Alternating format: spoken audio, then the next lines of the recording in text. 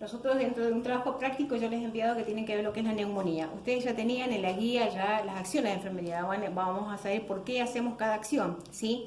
Antes de todo, ¿no es cierto? Cuando ustedes hagan este esquema donde dice neumonía o cualquier tipo de trastorno, lo primero que tienen que ponerse en un cuadrito al costado, ¿sí? Son los signos y síntomas que tiene el paciente, ¿sí? Recuerden que por cada signo y cada síntoma hay una acción de enfermería y un fundamento de por qué lo hacemos. Si a nosotros nos llaman por teléfono y nos dicen que nos van a ingresar un paciente con un tipo de neumonía, no importa la clasificación que sea, la presentación clínica siempre va a ser la misma. El factor etiológico lo va a determinar el médico y llevarla de tratamiento, pero las medidas asistenciales de enfermería siempre se van a completar de la misma manera, ¿está? Entonces, apenas ingresa el paciente, lo que nosotros tenemos que ver en el paciente, la primera herramienta principal, que son los signos vitales. Cuando hablamos de los signos vitales, en este trastorno es muy importante saber lo que es la hemodinamia del paciente. La hemodinamia, ve que siempre dicen en el televisor, el paciente está hemodinámicamente estable. Es cuando significa que la tensión arterial y la frecuencia cardíaca están dentro de los parámetros normales y no presenta ninguna complicación más al paciente, ¿sí? Bien, en este sistema, como enfermeros, ninguno puede dejar de evaluar, ¿no es cierto?, lo que denominamos la dinámica respiratoria. No solamente la frecuencia cardíaca, contabilizar, a ver, tiene 16 o 18 o 20, 24 frecuencias de respiraciones por minuto. No, nosotros tenemos que evaluar esas características, las variables posibles que puede presentar el paciente para determinar, ¿no es cierto?, cómo podemos ayudarlos. Tenemos que tener en cuenta, entonces, la frecuencia cardíaca, la saturación de oxígeno. Cuando ingresa el paciente es muy importante tomar la frecuencia cardíaca y la saturación sin haber dado el soporte de oxígeno, para ver después cómo respondió cuando le coloquemos el soporte de oxígeno, ¿sí?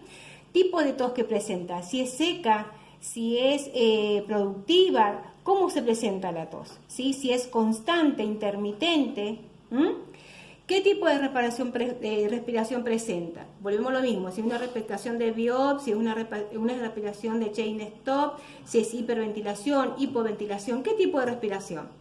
En los ruidos pulmonares ya dijimos que tenemos en cuenta que, por ejemplo, qué tipo de respiración, qué tipo de ruidos aéreos puede llegar a tener este paciente. En el caso de neumonía es más común, ¿no es cierto?, que tengamos roncus. Roncus, sí, y algunos estertores, porque ya de alguna manera la afección está en la base del pulmón, ¿sí? ¿Qué tipo de disnea presenta? Si es una disnea, por ejemplo, al esfuerzo, a los movimientos, ¿sí? Eso lo tienen que buscar, porque eso va a estar, los grados de disnea va a estar en el parcial. ¿Qué tipo de cianosis presenta? ¿Sí? Nada más que en la parte peribucal, ¿sí? En la parte distal, ¿sí? Entonces eso podemos determinar si ya hay una cianosis central, ¿no es cierto?, o únicamente tisular. Vamos a ver los movimientos torácicos, la exacerbación, de qué forma hace esos movimientos torácicos exacerbados, si los presentara o no. Vamos a tener en cuenta si el paciente tiene aleteo nasal, que es muy importante porque esto nos está determinando que realmente hay un compromiso severo en el paciente, ¿no es cierto?, en lo que es la filtración de oxígeno.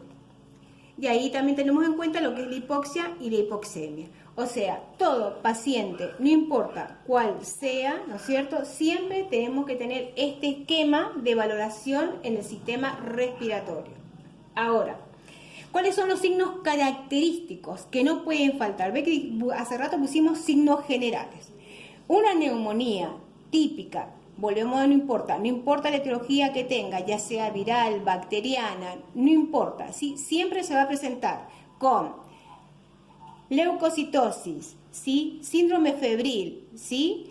Presencia de secreciones, decaimiento general y dolor pleurítico. Esas son las 5, ¿no es cierto?, variables que va a presentar este paciente para que digamos, este paciente tiene una neumonía, para diferenciarla de otra, ¿sí? Eso es muy importante saberlo. Si yo le pongo un tipo, porque el enfermero se destaca conociendo los signos y los síntomas del paciente para darse cuenta qué trastorno patológico está cursando. ¿Está? Entonces, recuerden esos signos y síntomas que le he nombrado. Bien, una vez que ya hemos hecho la evaluación de la dinámica respiratoria, tenemos en cuenta el peso. Porque el peso es muy importante, porque si este paciente se complica va a necesitar medicación y la medicación es de acuerdo al peso del paciente, así que el médico nos va a preguntar cuánto pesa ese paciente y es necesario ser netamente, ¿no es cierto?, tener un peso, porque si no hacemos un peso subjetivo, ¿sí? Me parece que tiene tanto, entonces la indicación no va a ser la correcta. Tenemos que evaluar el dolor, porque acá dijimos que presenta, ¿sí? Si presenta dolor pleurítico en la base del pulmón y un leve dolor en el pecho, es característico de la neumonía, o sea que también tenemos que evaluarlo. En el dolor que vamos a evaluar, ustedes tienen la escalita ahí que yo ya les mandé, ¿no es cierto?, en las guías, donde dice que tenemos que evaluar la intensidad, ¿sí? Tenemos que valorar la irradiación, ¿sí? Tenemos que valorar, ¿no es cierto?, en el momento que comienza el dolor, ¿está? Y también tenemos que valorar el tipo de dolor, si es punzante, quemante, opresivo, qué tipo de dolor tiene, ¿sí? Y si el dolor es constante o intermitente. Bien, siempre que tenemos un paciente con trastorno respiratorio, la mejor posición del paciente que vamos a utilizar es la posición de Fowler o semi-Fowler, porque eso ayuda, ¿no es cierto?, a mejorar la inspiración y la expiración con menor esfuerzo. Vamos a brindarle a este paciente oxigenoterapia, ¿sí? Tenemos que saber que la oxigenoterapia puede ser a alto flujo o bajo flujo. En el caso de la neumonía, sí, generalmente va a ser a alto flujo, porque la saturación de oxígeno siempre está disminuida, ¿está? Vamos a utilizar una máscara de Venturi humidificada con un humidificador para brindar el oxigenoterapia. Como es un paciente que ya presenta una descompensación, por algo lo van a internar, va a necesitar, ¿no es cierto?, una vía de administración. La vía de administración, por ejemplo, que es más usada es la vía endovenosa, por ende le vamos a colocar una vía periférica. Una porque, ¿no es cierto?, es de múltiple uso, se puede utilizar para hidratar, para pasar medicación y para pasar en forma conjunta muchos tratamientos en forma conjunta. Y la acción es a los 30 minutos. Entonces la vía periférica es importante y la vía endovenosa, mejor dicho, mediante una vía periférica es muy importante. Tenemos que tener en cuenta sus antecedentes, porque si este paciente, por ejemplo, llega a ser diabético, yo tengo que hacer un control de glucosa, porque hay que hacer un seguimiento también de su glucosa. O si fuera hipertenso, o si fuera lo que tuviera, yo tengo que saber los antecedentes del paciente para no confundir los signos y síntomas presentes de la neumonía con antecedentes o signos y síntomas de antecedentes previos. Tengo que reconocer los medicamentos o el tratamiento habitual del paciente. Yo después le voy a preguntar al paciente o al familiar si tiene algún tratamiento farmacológico para saber si la medicación que toma, ¿no es cierto?, de alguna manera no tiene un efecto colateral con la indicación que le va a indicar el médico. Tengo que realizar un control de ingreso y egreso del paciente para saber, ¿no es cierto?, cómo de alguna manera se está manifestando o se está evaluando todo lo que es el medio interno. Y tengo que evaluar los signos y los síntomas específicos para ver la respuesta que da al tratamiento. Si este paciente tiene una neumonía, puede llegar a tener una acidosis respiratoria, debo reconocer los signos de la acidosis respiratoria. Si este paciente me presenta una disnea de grado 2, ¿sí?, únicamente lo voy a hacer si yo estoy evaluando los signos y los síntomas presentes, para después de alguna manera comprobar si todas las acciones que yo he realizado, ¿no es cierto?, han sido beneficiosas para el paciente o no, o que tengo que cambiar. ¿Qué tengo que cambiar? ¿Se acuerdan que el PA es dinámico, sí? De alguna forma, ¿no es cierto?, nosotros tenemos que saber qué podemos hacer. En este tipo de pacientes, nosotros nos tenemos que, digamos, de alguna manera, ¿no es cierto?, plantear objetivos. Recuerden el PAE. El objetivo general es para el paciente. El paciente, póngale que tiene obstrucción de las vías aéreas, ¿sí?, por abundantes secreciones. Entonces, el objetivo para el paciente va a ser mantener las vías aéreas permeables. Pero yo, como enfermera, me voy a plantear objetivos específicos, donde voy a decir mantener las vías aéreas permeables, ¿sí? ¿Cómo voy a mantener las vías aéreas permeables? Y mediante, ¿no es cierto?, la posición del paciente, la rotación del paciente, kinesioterapia, oxigenoterapia, sin nebulizaciones, ejercicios respiratorios, y si de alguna forma a todo aquello que uno le hace en forma no invasiva no responde, bueno, entonces iremos a lo que es la aspiración, ¿sí? De esa forma, ¿no es cierto?, yo ya tengo, incluso para la atención del paciente, como un objetivo principal, que es mantener las vías aéreas permeables. Este paciente, como tiene hipertermia, otro objetivo sería mantener la termorregulación, ¿sí? Entonces, en el objetivo pongo mantener la termorregulación. ¿Y cómo lo voy a hacer? Y mediante los métodos físicos, ¿sí? Y también puede ser con las indicaciones médicas, si el médico deja algún antipirético indicado. Evaluar la curva de la temperatura, ¿está?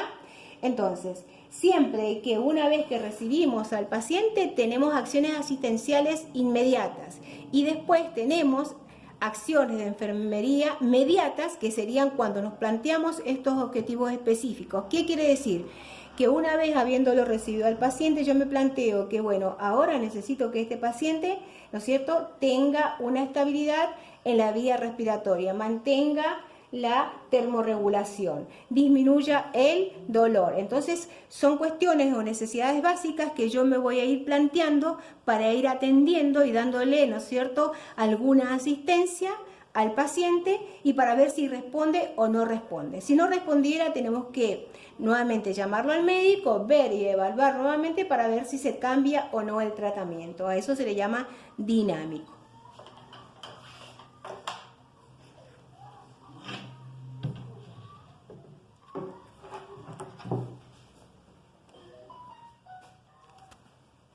Bien, vamos a ver lo que es bronquitis aguda, ¿sí? Como verán, como los signos y síntomas son similares, ¿sí?, en lo que es la neumonía, ¿sí?, también vamos a tener en cuenta, ¿no es cierto?, lo que es la hemodinamia. ¿Está? La hemodinamia del paciente. Acá hay que tener mucho cuidado, porque la bronquitis aguda, ¿sí?, no es solamente la bronquitis aguda. Recuerden que la más complicada es la bronquitis crónica agudizada. Y se va a tratar de la misma forma que cualquier paciente que presentara una bronquitis aguda, ¿sí? La forma de asistencia va a ser la misma. La diferencia está en que aquel paciente que tiene una bronquitis crónica y que ha producido una exacerbación de la patología, o sea, se presenta una forma aguda en este momento porque llegó mal el tratamiento o lo que fuere, ¿sí?, vamos a tener un gran problema porque seguramente ese paciente va a también tener trastornos cardiovasculares. O sea que es muy importante en el paciente que tiene bronquitis aguda evaluar, ¿no es cierto?, lo que es la hemodinamia. Porque podemos llegar a tener pacientes que son hipertensos o que tienen trastornos, ¿no es cierto?, a nivel de conducción, que es lo que es la frecuencia cardíaca. ¿Está? Bien. En la frecuencia respiratoria realizamos lo mismo que hicimos, ¿no es cierto?, en la neumonía. Evaluamos la dinámica respiratoria, de la misma forma, con el mismo esquema. Ahora, ¿cuáles son los signos y síntomas específicos de la bronquitis? Y bueno, la bronquitis, a diferencia de la neumonía, tiene síndrome febril, ¿sí?, tiene sibilancias, ¿sí?, dolor precordial, o sea, dolor en el pecho, que ellos característicamente le dicen, pueden tener tos hemóptica, ¿sí?, o pueden tener tos seca o tos productiva, pero es muy importante saber que la bronquitis también te puede presentar la tos hemóptica, ¿está? También va a tener leucocitosis, pero como verán cambia un poco el cuadro, ¿no es cierto?, de lo que son la neumonía. Entonces los signos específicos, clínicos, que nos van a determinar que es una bronquitis serían los que le he mencionado. Vamos a tener en cuenta la temperatura en este paciente, la curva de la temperatura, ¿sí?, que eso ya lo vamos a ver en la práctica. Recuérdense que la temperatura puede ser constante, residual también, ¿no es cierto? Entonces hay que ver si el paciente mantiene una temperatura normal con medicación, con ayuda, por ejemplo, con los métodos físicos, o ya no necesita nada de eso. Según a eso, ¿no es cierto?, vamos a decir si está respondiendo o no al tratamiento. Volvemos a lo mismo, el peso es muy importante para lo que ya habíamos dicho, ¿no es cierto?, en el paciente. En cuanto para decir la dosificación que va a necesitar el paciente sin llegar a necesitar algún tipo de medicamento específico, y también tenemos que evaluar el dolor. Habíamos dicho que acá en la bronquitis es muy característico el dolor de pecho, que a veces, sobre todo en el adulto mayor, se lo confunde con el ango. La posición del paciente siempre va a ser en semi-Fowler o Fowler, ¿sí?, La oxigenoterapia, acá también es muy importante, volvemos nuevamente si es a alto flujo o bajo flujo. Los cuidados de enfermería, ¿sí? Acuérdense que en la oxigenoterapia los cuidados de enfermero es, de alguna forma, seleccionar el material adecuado, o sea, que la máscara sea precisa para la fascia, no puede ser ni más grande ni más chica, ¿sí? Que sea siempre el oxígeno humidificado, no puede ser en seco, y que las tubuladuras estén correctas y no tengan ninguna oclusión. Como es un paciente que ingresa como un cuadro agudo, como el caso anterior, necesita una vía periférica, ¿sí? Y bueno, empezamos con el tratamiento indicado por el médico, previa evaluación anterior para ver cómo responde, ¿sí? Tenemos que tener en cuenta, igual que en el caso anterior, todos los antecedentes, ¿sí? Para determinar si es una bronquitis aguda, ¿sí? Por un trastorno crónico, es muy posible que haya tenido un detonante. Tenemos que saber cuál fue lo que detonó para que este paciente estable, crónico, se haya descompensado y esté en una fase aguda.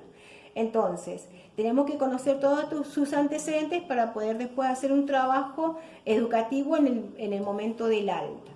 Y volvemos a lo mismo anterior, ¿sí? Una vez ya habiendo recepcionado el paciente, me planteo un objetivo general que es para el paciente. Vean el PowerPoint que les mandé de PAE, ¿sí? Que es para el paciente, y el objetivo específico, ¿qué es lo que quiero hacer yo? ¿Cómo voy a hacer yo para que llegue ese paciente a este objetivo general?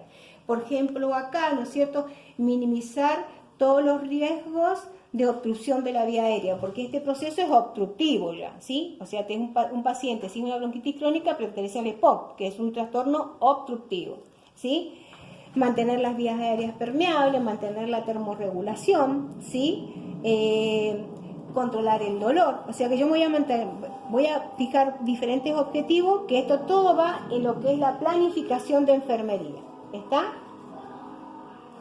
Y después voy a hacerle la ejecución por cada cosa. ¿Cómo voy a hacer yo para mantener las vías aéreas permeables y todas las acciones que voy a realizar? ¿Cómo voy a hacer yo para minimizar los riesgos de la obstrucción? ¿Qué acciones voy a hacer para mantener la termorregulación? ¿Qué acciones voy a hacer para controlar el dolor? ¿Sí? Ve que acá los objetivos específicos estarían en la planificación y todas las acciones estarían en la ejecución. ¿Está? Esto como para que vayamos integrando también a lo que es el proceso de atención de enfermería.